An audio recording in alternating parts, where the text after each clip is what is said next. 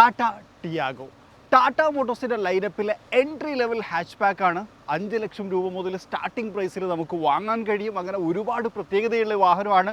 ഒരു കാർ എന്ന് പറയുന്ന സ്വപ്നം യാഥാർത്ഥ്യമാക്കാൻ ആഗ്രഹിക്കുന്ന ആളുകൾക്ക് ഏറ്റവും പെട്ടെന്ന് കടന്നു വരാൻ പറ്റുന്ന വാഹനങ്ങളിൽ ഒന്നാണ് എൻട്രി ലെവൽ വാഹനങ്ങൾ. അതിൽ അത്യാവശ്യം നല്ല കോൺഫിഡൻ്റ് ആയിട്ടുള്ള ഒരു വാഹനം കൂടിയാണ് ടാറ്റ ടിയാഗോ എന്നുള്ളതാണ്. അതിന് 2025 മോഡൽ വാഹനമാണ് ഇപ്പോൾ നമ്മളുടെ കയ്യിലുള്ളത്. ഇതിനെക്കുറിച്ച് സംസാരിക്കാം, ഇതിൽ വന്നുള്ള മാറ്റങ്ങളെക്കുറിച്ച് പറയാം. എല്ലാ കൂട്ടുകാർക്കും നമ്മുടെ പുതിയൊരു വീഡിയോയിലേക്ക് ഹൃദ്യമായ സ്വാഗതം.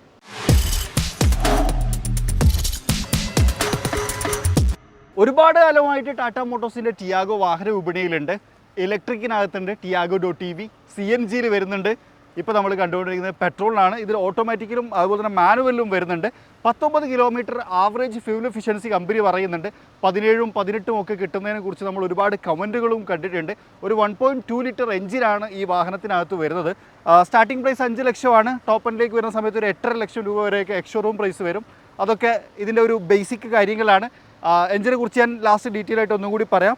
ഇനി ഫ്രണ്ടിലേക്ക് വരുന്ന സമയത്ത് ഇവിടെ വന്നിട്ടുള്ള പ്രധാനപ്പെട്ട മാറ്റം, അതായത് 2025 മോഡലിലേക്ക് വരുന്ന സമയത്ത് ഈ ഒരു ഗ്രില്ല് കുറച്ചുകൂടി ഒരു ഗ്ലോസി ബ്ലാക്ക് ഗ്രില്ലിലേക്ക് കൊണ്ടുവന്നിട്ടുണ്ട്. അതുപോലെ ഒരു പിയാനോ ബ്ലാക്ക് എലമെൻ്റ് ഒക്കെ കാണാം. ഹെഡ് ലാമ്പിൻ്റെ ഭാഗത്തേക്ക് വന്നു കഴിഞ്ഞാൽ ഇവിടെ നേരത്തെ ഉണ്ടായിരുന്ന ഒരു ക്രോം ഇൻസേർട്ട് ആയിരുന്നു, അത് മാറ്റിയിട്ട് കുറച്ചുകൂടി ഒരു ബ്ലാക്കും അതുപോലെ ഒരു ക്ലിയർ ഗ്ലാസ് ഏരിയ ഒക്കെ കൊണ്ടുവന്നിട്ടുണ്ട്. ഹെഡ് ലാമ്പ് മാറിയിട്ടുണ്ട്. ഒരു LED ഹെഡ് ലാമ്പ് സിസ്റ്റം കൊണ്ടുവന്നിട്ടുണ്ട്. ഇൻഡിക്കേറ്റർ ഹാലജൻ തന്നെയാണ്, പക്ഷേ അതിൻ്റെ ലാമ്പിംഗ് സിസ്റ്റം, അതായത് ഹെഡ് ലാമ്പിൻ്റെ ലാമ്പിംഗ് സിസ്റ്റം LED ആക്കി മാറ്റിയിട്ടുണ്ട് എന്നുള്ളതാണ്. താഴെ നമുക്കൊരു LED DRL കാണാം.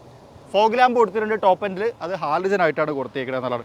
ഇനി ബമ്പറിലേക്ക് വരുന്ന സമയത്തും മാറ്റമുണ്ട്. എയർ ഡാം യൂണിറ്റിനകത്ത് ഒരു സിൽവർ ഇൻസേർട്ടൊക്കെ കൊടുത്ത് കുറച്ചും കൂടി ഒരു പ്രീമിയം അപ്പീൽ കൊടുക്കാൻ ശ്രമിച്ചിട്ടുണ്ട്. ഒരു ലിപ്പും നമുക്ക് അവിടെ കാണാം. ഇത്രയാണ് ഫ്രണ്ടിൽ വന്നിട്ടുള്ള മാറ്റങ്ങൾ. ശരിക്കും വലിയ മാറ്റമാണ്. ഒരു എൻട്രി ലെവൽ ഹാച്ച് എന്ന് നോക്കുന്ന സമയത്ത് ഇപ്പോൾ നമ്മൾ കണ്ടുപിടിക്കുന്നത് ടോപ്പ് എൻഡ് ആട്ടോ, അതും കൂടി ഓർത്ത് വെക്കണം. ടോപ്പ് എൻഡിലായിരിക്കും LED ഹെഡ് ലാമ്പൊക്കെ ഉണ്ടാവുക എന്നുള്ളതാണ്. സോ മൊത്തത്തിൽ ഈ ചേഞ്ചസ് നോക്കുന്ന സമയത്ത് കുറച്ചും കൂടി ഒന്ന് പ്രീമിയം വൽക്കരിച്ചിട്ടുണ്ട് എന്ന് പറയാം. ഒരു എൻട്രി ഹാച്ച് പാക്കിനെ കുറച്ചും കൂടി സ്റ്റാൻഡർഡൈസ് ചെയ്തിട്ടുണ്ട്. സൈഡ് പ്രൊഫൈലിനെ കുറിച്ച് പറയുന്ന സമയത്ത് 4 മീറ്റർ സെഗ്മെൻറ്റിൻ്റെ താഴെ തന്നെയാണ്. അതിലൊന്നും വലിയ മാറ്റമില്ല. 3975 മില്ലിമീറ്ററാണ് ലെങ്ത്ത് വരുന്നത്. 170 മില്ലിമീറ്ററിൻ്റെ ഗ്രൗണ്ട് ക്ലിയറൻസ്. അതൊന്നും വലിയ ചേഞ്ചസ് കൊണ്ടുവന്നില്ല. എന്നാൽ ചേഞ്ചസ് വന്നിട്ടുള്ളൊരു കാര്യം വീലിനകത്താണ്.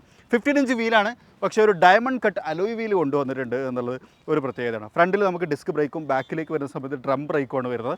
അത് നല്ല രസമുണ്ട്. ഒരു ഡ്യുവൽ ടോണൊക്കെ ആയിട്ട് ക്രമീകരിച്ചിട്ടുണ്ട്. അതേപോലെയുള്ള സൈഡിലൊരു ചേഞ്ചാണ്. പിയാനോ ബ്ലാക്കഡ് ആയിട്ടുള്ള ഒരു സൈഡ് വ്യൂ മിററാണ്. ഇതിൽ വന്നിട്ടുള്ള ചേഞ്ച് എന്ന് പറഞ്ഞാൽ ഇത് ഓട്ടോ ഫോൾഡിങ് ഓപ്ഷൻ കൊണ്ടുവന്നിട്ടുണ്ട്. നമ്മളിപ്പോൾ ലോക്ക് ചെയ്ത് പോകുന്ന സമയത്ത് ഓട്ടോമാറ്റിക്കായിട്ട് ഫോൾഡ് ചെയ്യും. ഇതാണ് കീ വരുന്നത് കേട്ടോ. ഇതിങ്ങനെ കാണുന്ന സമയത്ത് നമ്മൾ ഇഗ്നിഷൻ സ്വിച്ച് ഉണ്ടെന്ന് വിചാരിക്കും. ഇഗ്നിഷൻ സ്വിച്ച് ഇല്ല, ഇതിട്ടിട്ട് തുറക്കണം എന്നുള്ളതാണ്. അപ്പോൾ സൈഡ് പ്രൊഫൈലിൽ വലിയ ചേഞ്ചസ് വരാനില്ല. നേരത്തെ നമ്മൾ കണ്ടിട്ടുണ്ടായിരുന്ന ടിയാഗോ പോലെ തന്നെയാണ്. വീലിൻ്റെ കാര്യത്തിലും അതുപോലെ തന്നെ ഈ ഒരു സൈഡ് വ്യൂ മിററിനകത്തുമാണ് പ്രധാനമായിട്ട് ചേഞ്ച് വന്നിട്ടുള്ളത്. ഇനി ബാക്കിലേക്ക് വരുന്ന സമയത്ത് വലിയ ചേഞ്ചുകളൊന്നും ഇല്ലാതെ അത് തത്തുല്യമായിട്ട് തന്നെ നിലനിർത്തിയിട്ടുണ്ട് എന്നുള്ളതാണ്. റിവേഴ്സ് ക്യാമറ കാണാം. ഇതിൻ്റെ ക്വാളിറ്റി ഞാൻ അകത്ത് സംസാരിക്കാം. പിന്നെ വേറൊരു മാറ്റം ഷാർക്ക് ഫിൻ ആൻറ്റിനയാണ്. എനിക്ക് തോന്നുന്നു പല സെഗ്മെൻറ്റിലും ഷാർക്ക് ഫിൻ ആൻറ്റിന അങ്ങനെ കാര്യമായിട്ട് കൊടുക്കാറില്ല, പക്ഷേ ഇതിനകത്ത് കൊടുത്തിട്ടുണ്ട്. 2 പാർക്കിംഗ് സെൻസറുകൾ ബാക്കിൽ കൊടുത്തിട്ടുണ്ട്. ടിയാഗോ എന്ന് പറയുന്ന ലെറ്ററിങ്, ടാറ്റയുടെ ലോഗോ, വൈപ്പർ ഒക്കെ നമുക്കിവിടെ കാണാം. Rear wiper. വൈപ്പറിനെ കുറിച്ച് പറയുന്ന സമയത്ത് ഒരു കാര്യം കൂടി പറയാം. ഫ്രണ്ടിലത്തെ വൈപ്പർ റെയിൻ സെൻസിങ് വൈപ്പറാണ്. അതൊരു നല്ല കാര്യമായിട്ട് എനിക്ക് തോന്നി. ഇനി ബൂട്ട് ഓപ്പൺ ചെയ്യാൻ നമുക്ക് ഇവിടെ എവിടെയും ബട്ടൺസ് ഒന്നും കാര്യങ്ങൾ കൊടുത്തിട്ടില്ല. അകത്തൊരു നമ്മൾ പെട്രോൾ അൺലോക്ക് ചെയ്യുന്ന സ്ഥലമുണ്ടല്ലോ, അവിടെ തന്നെ ഒരു ലോക്ക് കൊടുത്തിട്ടുണ്ട്. അത് വലിച്ചു കൊടുത്തു കഴിഞ്ഞാൽ നമുക്ക് ബൂട്ട് ഓപ്പൺ ആക്കാം. 242 ലിറ്റർ ബൂട്ട് കപ്പാസിറ്റിയാണ് ഈ വാഹനത്തിനകത്ത് വരുന്നത്. പാർസൽ ട്രേ ഒക്കെ കൊടുത്തിട്ടുണ്ട്. ഈ ഒരു ഭാഗം ഇങ്ങനെ കർവായിട്ട് കൊടുത്തേക്കണം. എന്താണെന്ന് വെച്ച് കഴിഞ്ഞാൽ ഇവിടെ ഉണ്ടാവും നമ്മളെ വൈപ്പറിൻ്റെ മോട്ടറും കാര്യങ്ങളൊക്കെ ഇതിനകത്താണ് കൊടുത്തേക്കുന്നത്. അപ്പോൾ അത് തമ്മിലൊരു കണക്ഷൻ കൊണ്ടുവരാനാണെന്നുള്ളത്. ടൈൽ ലാമ്പ് LED ആണെന്ന് നിങ്ങൾ വിചാരിക്കും, കാരണം ഫ്രണ്ടിൽ LED ആണല്ലോ, പക്ഷേ ഇവിടെ നമുക്ക് ഹാലജനാണ് കൊടുത്തേക്കുന്നത്. അതൊക്കെ സെയിം തന്നെയാണ്, വലിയ വ്യത്യാസങ്ങളൊന്നുമില്ല. ബമ്പർ കാര്യങ്ങളൊക്കെ കാണാം. എക്സോസ്റ്റ് അങ്ങനെ പുറത്തേക്ക് കാണാൻ തരത്തിൽ അടിയിലാണ് ക്രമീകരിച്ചിട്ടുള്ളത്. ഇനി നമ്മൾ ഇൻറ്റീരിയറിലേക്ക് വരാം. ഇൻറ്റീരിയറിലേക്ക് വരുന്ന സമയത്ത് കുറേയധികം ചേഞ്ചസ് ഇവർ കൊണ്ടുവരാൻ ശ്രമിച്ചിട്ടുണ്ട്. അപ്പോൾ സീറ്റിലേക്ക് വരികയാണെന്നുണ്ടെങ്കിൽ ഹൈറ്റ് അഡ്ജസ്റ്റബിൾ സീറ്റാക്കിയിട്ടുണ്ട്. മാനുവലിയാണ്, പക്ഷേ സ്റ്റിൽ ഹൈറ്റ് അഡ്ജസ്റ്റബിൾ ആണ്. ഫാബ്രിക് അപ്പോൾസ്റ്ററിയാണ് കൊടുത്തേക്കുന്നത്. നല്ല കംഫർട്ടബിൾ ആയിട്ടുള്ള സീറ്റാട്ടോ, എനിക്കത് ഭയങ്കര ഇഷ്ടമായി. ഡോർ സൈഡിലേക്ക് വന്നു കഴിഞ്ഞാൽ നമ്മുടെ വിൻഡോൻ്റെ കൺട്രോൾസ് കാര്യങ്ങളൊക്കെ കാണാം. അതൊക്കെ പ്ലാസ്റ്റിക്കാണ്. മ്യൂസിക് സിസ്റ്റം അവിടെ കാണാം. മിററിൻ്റെ കൺട്രോൾ ഇതാ ഇവിടെയാണ് കൊടുത്തേക്കുന്നത്. അതൊക്കെ സെയിം തന്നെയാണ്, വലിയ വ്യത്യാസമില്ല. AC വെൻറ്റിൻ്റെ ഭാഗത്തേക്ക് വരുന്ന സമയത്ത് ഒരു പിയാനോ ബ്ലാക്ക് ആവരണത്തിലൊക്കെ അത് കവർ ചെയ്തിട്ടുണ്ട് എന്നുള്ളതാണ്. എന്നാൽ ചേഞ്ചസിനെ കുറിച്ച് പറഞ്ഞു തുടങ്ങുമ്പോൾ ഇവിടെ നിന്ന് തുടങ്ങാം. നമ്മൾ നെക്സോണിലൊക്കെ കണ്ട തരത്തിലുള്ള ആ ഒരു ഇല്ലുമിനേറ്റിംഗ് സ്റ്റിയറിംഗ് വീല്, ഇതിവിടെ നമുക്ക് ലോഗോ ഇങ്ങനെ ഇല്ലുമിനേറ്റ് ചെയ്തുകൊണ്ടിരിക്കും. ആ ഒരു 2 സ്പോക്ക് സ്റ്റിയറിംഗ് വീലാണ്. ശരിക്കും ഒരു സോഫ്റ്റ് മെറ്റീരിയലൊക്കെ കൊടുത്തിട്ടാണ് ഇതിൻ്റെ സ്റ്റിയറിംഗ് വീല് വന്നിട്ടുള്ളത്. നൈസ്. പിന്നെ നേരത്തെ നമ്മൾ ടാറ്റ വാഹനങ്ങൾ കണ്ടുള്ള ഒരു കാര്യമാണ് അവരുടെ 2.0 ലാംഗ്വേജ്. അതായത് ഇവിടെ പ്രസ് ചെയ്ത് കഴിഞ്ഞാൽ ഹോൺ വർക്ക് ചെയ്യും, പക്ഷേ ഇതിനകത്ത് അങ്ങനെ പറ്റില്ല. ഇതാണ് ഹോൺ വരുന്നത്, പക്ഷേ സെൻറ്റർ ഭാഗത്താണ് ഹോണിൻ്റെ കൺട്രോൾ. സൈഡിലേക്ക് വരുന്ന സമയത്ത് സ്റ്റിയറിംഗ് മൗണ്ടിൻ്റെ കൺട്രോൾസ് വന്നിട്ടുണ്ട്. അതിനകത്ത് ക്രൂസ് കൺട്രോൾ വന്നിട്ടുണ്ട്. അതൊരു എൻട്രി ലെവൽ വാഹനത്തിനെ സംബന്ധിച്ചിടത്തോളം നല്ല കാര്യമാണ് ഒരു ക്രൂസ് കൺട്രോൾ വരുന്നത് അല്ലേ. ഇൻസ്ട്രുമെൻറ്റ് ക്ലസ്റ്റർ ഒരു ഡിജിറ്റൽ പാറ്റേൺ ആണ്.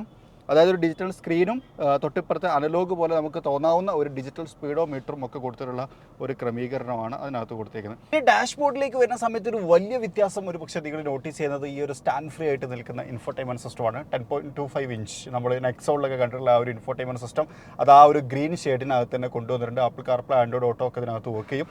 ഇനി ഇതിൻ്റെ റിവേഴ്സ് ക്യാമറ ഞാൻ കാണിച്ചു തരട്ടോ. നല്ല ക്വാളിറ്റി ഉണ്ട്, വലിയ സ്ക്രീനൊക്കെ ആക്കി നമുക്ക് കാണാം. ഇത് ശരിക്കും ഇതുകൊണ്ട് പീൽ ചെയ്ത് കളഞ്ഞാൽ കുറച്ചും കൂടി ക്വാളിറ്റി തോന്നും. അപ്പോൾ ഞാൻ പീൽ ചെയ്ത് കളയുന്നില്ല, അവിടെ നിൽക്കട്ടെ. സൂമിങ് ഒക്കെ ഉണ്ട്, നൈസ്.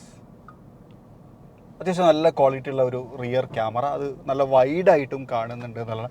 ഇപ്പോൾ നല്ല വെയിലത്താണ് ഞാൻ നിൽക്കുന്നത്, ബട്ട് സ്റ്റിൽ ഇത് റീഡബിൾ ആണ് എന്നുള്ളത് ഇതിൻ്റെ ഒരു ഹൈലൈറ്റ് ആയിട്ട് എനിക്ക് തോന്നി. ഇനി താഴേക്ക് വന്നു കഴിഞ്ഞാൽ ഇവിടെ നമുക്ക് ടിയാഗോ എന്ന് പറയുന്ന ലെറ്ററിങ്, അവിടെ കൺട്രോൾസ്, അതായത് ഹസാർഡ് ലാമ്പിൻ്റെ ബട്ടൺസും കാര്യങ്ങളൊക്കെ കാണാം. ക്ലൈമറ്റ് കൺട്രോൾ ഇവിടെയാണ് കൊടുത്തേക്കുന്നത്. ഈ ഒരു ഭാഗം കാണുന്ന സമയത്ത് നിങ്ങൾ വിചാരിക്കും ഇത് നമ്മുടെ ടെമ്പറേച്ചർ കാണിക്കാനുള്ളതാണെന്ന്. അല്ല, ഫാൻ്റെ അഡ്ജസ്റ്റ്മെൻറ്റും ആണോ, ടെമ്പറേച്ചർ എത്ര ഉണ്ട് എന്നുള്ളതൊക്കെ ഇവിടെ ഇതിനകത്താണ് കാണിച്ചുകൊണ്ടിരിക്കുന്നത് എന്നുള്ളതാണ്. അത് ഒരു വ്യത്യസ്തത ഇവിടെ തന്നെ കാണിച്ചാൽ നല്ലതായിരുന്നു എന്നുള്ളതാണ് എൻ്റെ അഭിപ്രായം. ഇവിടെ നമുക്കൊരു ചാർജിങ് പോർട്ട് കൊടുത്തിട്ടുണ്ട്. സി ടൈപ്പ് ചാർജിങ് പോർട്ടും എ ടൈപ്പും കൊടുത്തിട്ടുണ്ട്. 12 വോൾട്ടിൻ്റെ ചാർജിങ് സോക്കറ്റ്, സ്റ്റോറേജ് സ്പേസ്, അതുപോലെ ഇവിടെ ട്രാൻസ്മിഷൻ. ഈ ട്രാൻസ്മിഷനകത്ത് കൊടുത്തേക്കെന്ന് നോക്കിയാൽ സാധാരണഗതിയിൽ ഒറ്റ വരയല്ലേ, ഇതിങ്ങനെ ഗ്രാഫ് പോലെ കൊടുത്തിട്ടുണ്ട്. അതായത് അത് എങ്ങനെയാണ് ശരിക്കും ചേഞ്ച് ആവണം എന്നുള്ളതിൻ്റെ ആ ഒരു ഡയറക്ഷൻ കറക്റ്റായിട്ട് മാർക്ക് ചെയ്ത പോലെ തോന്നി. ഇവിടെ നമുക്ക് ചെറിയ കപ്പ് ഹോൾഡർ കാണാം, അതുപോലെ തന്നെ ഹാൻഡ് ബ്രേക്ക് ഇവിടെ കൊടുത്തിട്ടുണ്ട്. അതൊക്കെ സാധാരണ നമ്മളൊരു എൻട്രി ലെവൽ ഹാച്ചിൽ എക്സ്പെക്ട് ചെയ്യുന്ന കാര്യത്തിൽ തന്നെയാണ്. ഡാഷ്ബോർഡ് ഫുള്ള് പ്ലാസ്റ്റിക് ആണ്. അതുപോലെ ഓട്ടോമാറ്റിക് ഡയറക്റ്റ് അഡ്ജസ്റ്റ് ചെയ്യുന്ന റിയർ വ്യൂ മിറർ അല്ല, പകരം നമ്മൾ മാനുവലി തന്നെ ചെയ്യണം. ഷെയ്ഡ്സ് കൊടുത്തിട്ടുണ്ട്. അതിനകത്ത് ലാമ്പോ കാര്യങ്ങളൊന്നുമില്ല. ഈ സൈഡിലേക്ക് വരുന്ന സമയത്ത് മിറർ കൊടുത്തിട്ടുണ്ട്.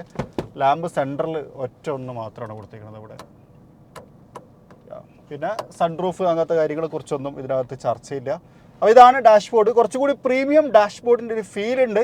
അതുപോലെ തന്നെ നല്ല സ്പേസും ഉണ്ട് നമുക്ക് ഇരിക്കാനും, അതുപോലെ തന്നെ ഡ്രൈവ് ചെയ്യാനും. ഹൈറ്റ് അഡ്ജസ്റ്റബിൾ ആണ്. അതുപോലെ തന്നെ പൊസിഷനും കാര്യങ്ങളൊക്കെ നല്ല ക്ലിയർ ആണ്. എനിക്ക് ഇരിക്കുന്ന സമയത്ത് അങ്ങനെ കൺജസ്റ്റഡ് ഫീലൊന്നുമില്ല. ചെറിയ വാഹനമാണെന്നത് തോന്നലുമില്ല. വലിയ വാഹനമല്ല, ഇതൊരു ചെറിയ ഹാച്ചാണ്, എൻട്രി ലെവലാണ്. അതുകൊണ്ട് തന്നെ അതിൻ്റെ ചെറിയ ഭാഗങ്ങൾ നമുക്ക് റിയർ സീറ്റിൽ ഇരിക്കുമ്പോൾ കാണാം. അപ്പോൾ ഉദാഹരണത്തിന് ഇവിടെ നമുക്കൊരു 3 പേരിൽ ഗ്യാപ്പാണുള്ളത്. സാധാരണ നമ്മൾ 4-5 പേരിലൊക്കെ ഗ്യാപ്പ് ഉണ്ടാവും. അതിൻ്റെ ഒരു ചെറിയ അഡ്ജസ്റ്റ്മെൻറ്റ് ഉണ്ടാവും. അതുപോലെ തൈ സപ്പോർട്ടും ഓക്കെയാണ്, പക്ഷേ ഞാൻ അത്ര ഹാപ്പി അല്ലാത്തൊരു തൈ സപ്പോർട്ടാണ്. ചെറുതായിട്ട് കിട്ടുന്നുണ്ട്, അതുകൊണ്ടാണ് ഞാൻ ഓക്കെ എന്ന് പറഞ്ഞത്. സെൻട്രൽ ടണൽ അങ്ങനെ കാര്യമായിട്ടില്ല. അതുപോലെ തന്നെ ബാക്കിൽ നമുക്ക് ഹാൻഡ് റെസ്റ്റോ അല്ലെങ്കിൽ കപ്പ് ഹോൾഡറോ അങ്ങനത്തെ കാര്യങ്ങളും ഇല്ല. അഡ്ജസ്റ്റബിൾ ഹെഡ് റെസ്റ്റും കൊടുത്തിട്ടില്ല. 2 ഹെഡ് റെസ്റ്റ് മാത്രമാണ് കൊടുത്തിരിക്കുന്നത്. ഈ ഹെഡ് റെസ്റ്റ് അഡ്ജസ്റ്റബിൾ ആണ്. പിന്നെ നല്ല ഹെഡ് റൂം ഉണ്ട് കേട്ടോ. അതായത് ബാക്കിൽ നമുക്ക് ഇരിക്കാം. ലോങ് യാത്രയിലൊക്കെ അത്യാവശ്യം നല്ല രീതിയിൽ തന്നെ ഇരിക്കാൻ പറ്റുന്ന തരത്തിലുള്ള ഒരു റിയർ സീറ്റ് ഭാഗമാണ് ഇതിനകത്ത് കൊടുത്തിട്ടുള്ളത്. ഇനി എഞ്ചിനെ കുറിച്ച് പറയുകയാണെന്നുണ്ടെങ്കിൽ ഒരു 1.2 ലിറ്റർ നാച്ചുറലി ആസ്പിറേറ്റഡ് പെട്രോൾ എഞ്ചിനാണ് ഈ വാഹനത്തിനകത്ത് വരുന്നത്. 83 PS പവറും 113 Nm ടോർക്കും ആണ് ഇത് ഉൽപ്പാദിപ്പിക്കുക. മൈലേജിനെ കുറിച്ച് ഞാൻ പറഞ്ഞു, 19.1 കമ്പനി അവകാശപ്പെടുന്നത്. 16, 17, 18 ഒക്കെ കിട്ടുന്നവരുടെ ഫീഡ്ബാക്സും നമ്മൾ കേട്ടിട്ടുണ്ട് എന്നുള്ളതാണ്. അപ്പോൾ അത്യാവശ്യം ഫ്യൂവൽ എഫിഷ്യൻ്റ് ആയിട്ടുള്ള ഒരു വാഹനമാണ് എന്നുകൂടി ഇതിനെക്കുറിച്ച് പറയാം. പിന്നെ ടാറ്റയുടെ ഡീലർഷിപ്പുകളെ കുറിച്ചാണ് ഏറ്റവും കൂടുതൽ കമൻറ്റ് വരാറുള്ളത്. അതായത് സർവീസ് ഇമ്പ്രൂവ് ചെയ്യാനുണ്ട്. ആ ഒരു കാര്യം ടാറ്റ ഭയങ്കരമായിട്ട് പരിഗണിക്കണം. ഇവരുടെ വാഹനങ്ങൾ അടിപൊളിയാണ് എന്നൊക്കെ തുടങ്ങിയിട്ടുള്ള ഒരുപാട് കാര്യങ്ങൾ പറയാറുണ്ട്. അപ്പോൾ നിങ്ങളൊക്കെ ശ്രദ്ധിച്ചിട്ടുണ്ടായിരിക്കും, കേരളത്തിൽ പുതിയ നെറ്റ്വർക്ക് ഡീലർഷിപ്പുകൾ വന്നു തുടങ്ങിയിട്ടുണ്ട്. അവർ സർവീസ് കാര്യമായിട്ട് ഇമ്പ്രൂവ് ചെയ്യാൻ ശ്രമിക്കുന്നുണ്ട്. EVക്കും ഡെഡിക്കേറ്റഡ് ആയിട്ട് പ്ലാറ്റ്ഫോം വന്നു. മലപ്പുറം ജില്ലയിൽ വന്നു, കൊച്ചിയിൽ വന്നു, അങ്ങനെ കേരളത്തിലുടനീളം ഇന്ത്യയിലൊക്കെയാണ് വന്നുകൊണ്ടിരിക്കുന്നു. അപ്പോൾ ഈ പുതിയത് വരുന്ന ഡീലർഷിപ്പുകളൊക്കെ തന്നെയും സർവീസിൻ്റെ കാര്യത്തിലും കാര്യമായ ശ്രദ്ധ കേന്ദ്രീകരിക്കുന്നുണ്ട് എന്നാണ് നമ്മൾ മനസ്സിലാക്കുന്നത് എന്നുള്ളതാണ്. ഇനി ഇതൊന്ന് നമുക്ക് എക്സ്പീരിയൻസ് ചെയ്ത് നോക്കാം. അത് കഴിഞ്ഞിട്ട് ഈ ഒരു വീഡിയോ അവസാനിപ്പിക്കും. ഡ്രൈവ് എക്സ്പീരിയൻസിലേക്ക് വരികയാണെന്നുണ്ടെങ്കിൽ ശരിക്കും നമ്മൾ പറഞ്ഞു വെച്ചാൽ ഇതൊരു എൻട്രി ലെവൽ വാഹനമാണെന്ന്. അങ്ങനെ കാര്യമായിട്ടുള്ള ഫീലൊന്നും ഡ്രൈവ് ചെയ്യുന്ന സമയത്ത് ഇല്ല. അതായത് കുറച്ചുകൂടി ഒരു മെച്യൂർ ആയിട്ടുള്ള വാഹനം ഓടിക്കുന്ന ഒരു ഫീൽ ഉണ്ട്. ഇതിപ്പോൾ കുറച്ചുകൂടി ഒരു പ്രീമിയം അപ്പീലൊക്കെ വന്നുകൊണ്ട് തന്നെ നമുക്ക് ഡ്രൈവ് ചെയ്യുന്ന സമയത്ത് ഡാഷ്ബോർഡ് കാണുന്ന സമയത്ത് വലിയ കുഴപ്പമൊന്നുമില്ല. ബട്ട് സ്റ്റിൽ അതൊരു വലിയ വാഹനമാണ്, ഭയങ്കര ലക്ഷൂറിയസ് വാഹനമാണ്. അങ്ങനത്തെ ഫീലൊന്നും അല്ല. എന്നാലും ഞാൻ പറയാം, കുറച്ചും കൂടി ഒരു ഫീൽ ഗുഡ് ഉണ്ട് എന്ന് ചുരുക്കം. അത്യാവശ്യം നല്ല പവർ ഉണ്ട്. 83 PS പവർ എന്നൊക്കെ പറഞ്ഞ സമയത്ത് നമുക്ക് ഒരു സാധാരണ പർപ്പസുകൾക്കൊക്കെ ഭയങ്കര കയറ്റം കയറാനോ അല്ലെങ്കിൽ ഭയങ്കരമായിട്ട് പവർഫുൾ ആയിട്ട് ഡ്രൈവ് ചെയ്യാനൊന്നുമല്ല. നമ്മളിപ്പോൾ ഓടിച്ചുകൊണ്ടിരിക്കുന്നത് 85 km/h വേഗതയിലാണ്. ഇപ്പോൾ ഞാൻ ഓടിക്കുന്നത് 4th ഗിയറിലാണ്.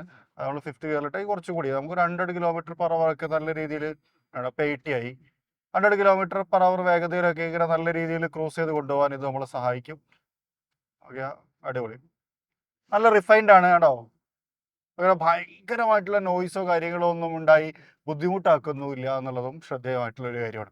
അപ്പോൾ ഓടിക്കുന്ന സമയത്ത് ഒരു ഫാമിലി, ഒരു ചെറിയ ഫാമിലിനൊക്കെ സംബന്ധിച്ചിടത്തോളം അവർക്ക് നല്ല രീതിയിൽ ടേണിംഗ് റേഡിയസ് ഒക്കെ 4.3 ആണ്.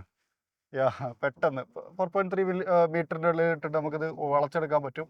അപ്പോൾ അങ്ങനെയൊക്കെ നോക്കുമ്പോൾ ഒരു ഫാമിലി എന്നുള്ളൊരു കൺസെപ്റ്റിൽ ആലോചിക്കുമ്പോൾ ഒരു ചെറിയ ഫാമിലിക്കൊക്കെ നല്ല രീതിയിൽ യാത്ര ചെയ്യാൻ പറ്റുന്ന കംഫർട്ടബിൾ ആയിട്ടുള്ള ഒരു സിസ്റ്റം. അതുപോലെ തന്നെ ഇതിൻ്റെ മ്യൂസിക് സിസ്റ്റവും നല്ല ക്വാളിറ്റി ഉള്ളതാണ്. മ്യൂസിക് പ്ലേ ചെയ്ത് കേൾപ്പിക്കാൻ പറ്റാത്തതുകൊണ്ടാണ്.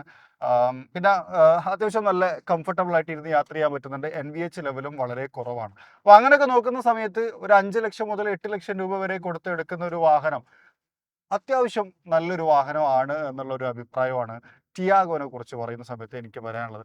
അപ്പോൾ ടാറ്റ മോട്ടോഴ്സിൻ്റെ ലൈനപ്പിൽ എൻട്രി ലെവൽ വാഹനത്തെക്കുറിച്ചാണ് ഇത്ര നേരം നമ്മൾ സംസാരിച്ചുകൊണ്ടിരുന്നത്. ടിയാഗോ അതിൻ്റെ 2025 മോഡൽ വന്നിട്ടുണ്ട്.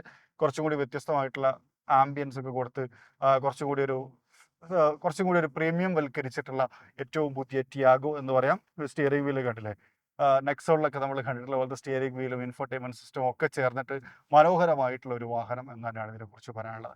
അപ്പോൾ എന്നാലും ഇന്നത്തെ വീഡിയോ ഇതാണ്. അതായത് ടിയാഗോയിൽ വന്ന മാറ്റം. എൻജിൻ സെയിം തന്നെയാണ്, അതുകൊണ്ട് തന്നെ ഡ്രൈവിംഗ് എർഗണോമിക്സും കാര്യങ്ങളും ഒക്കെ തന്നെയും സെയിമാണ്. ഒക്കെ നേരത്തെ നമ്മൾ സംസാരിച്ച തന്നെയാണ്.